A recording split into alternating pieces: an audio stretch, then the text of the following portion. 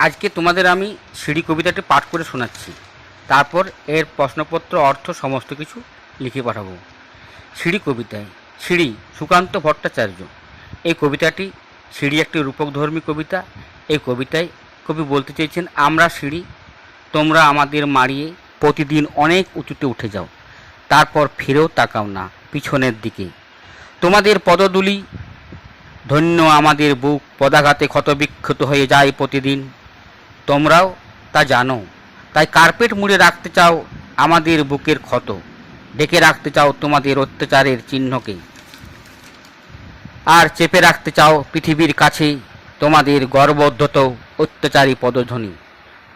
তবু আমরা জানি চিরকাল আর পৃথিবীর কাছে চাপা থাকবে না আমাদের দেহে তোমাদের এই পদাঘাত, আর সম্রাট হুমায়ুনের মতো একদিন তোমাদেরও হতে পারে পদস্খলন।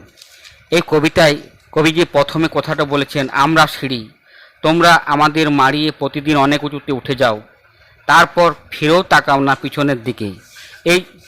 এখানে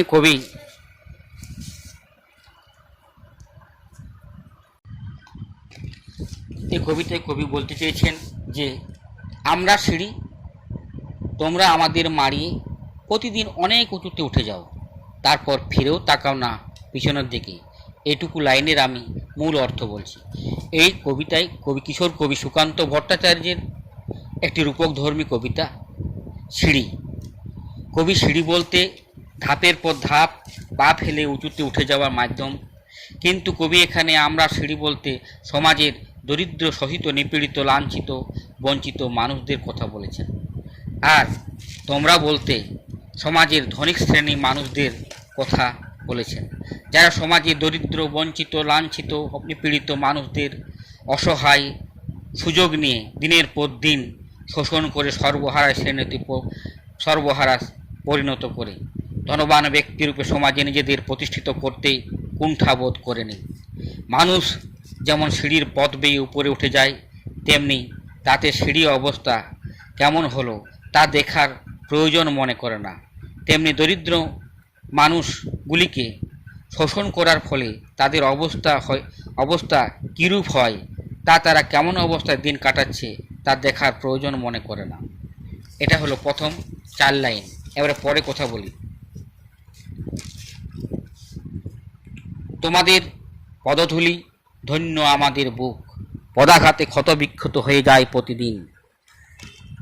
কবি বলতে চাইছেন যে তোমাদের অর্থাৎ ধনী শ্রেণীর মানুষদের পায়ের ধুলো ধন্য। ধন্য কারা?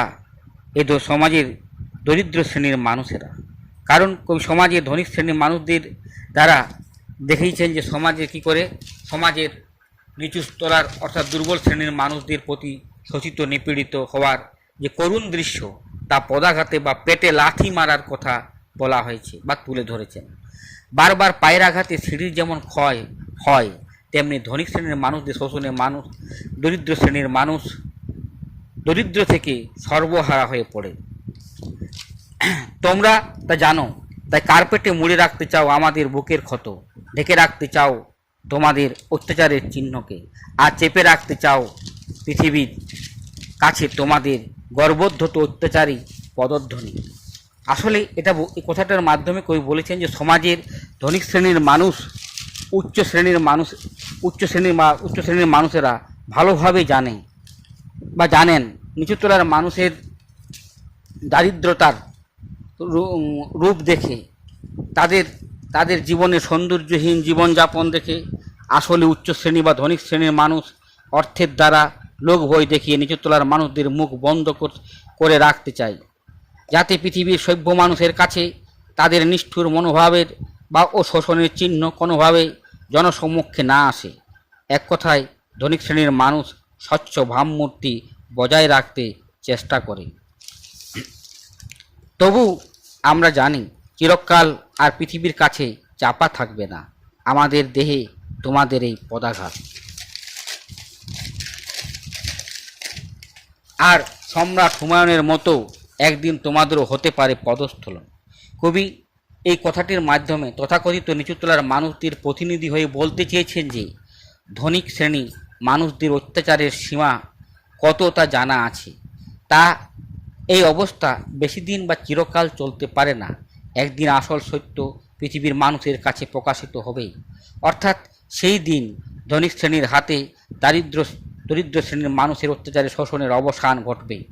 পুরানো দিনের ইতিহাসের পাতা উল্টালে দেখা যায় মোগল সম্রাট তার গ্রন্থাগারে সিঁড়ি দিয়ে উঠতে গিয়ে পড়ে যেমন মৃত্যু হয়েছিল, তেমনি ভাবেই নিচুতলার মানুষের প্রতিবাদে উঁচুতলার অর্থাৎ ধনিক শ্রেণীর মানুষের পতন ঘটবে।